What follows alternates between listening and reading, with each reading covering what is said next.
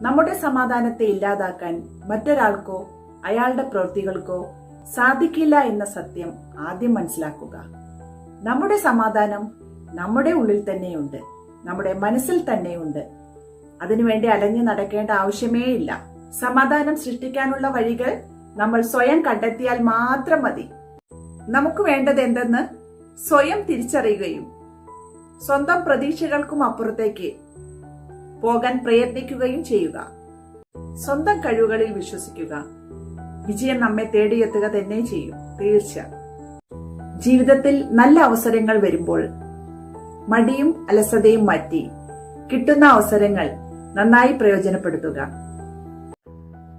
ജീവിതത്തിൽ പ്രതിസന്ധികളും നിരാശകളും വരുമ്പോൾ നമ്മൾ സാധാരണ മറ്റുള്ളവരെ കുറ്റം പറയുകയാണ് ചെയ്യാറ്. പ്രതിസന്ധികളിൽ നിന്ന്, നിരാശകളിൽ നിന്ന് കരകയറാനുള്ള ശ്രമം നമ്മൾ തന്നെ സ്വയം എടുക്കുക.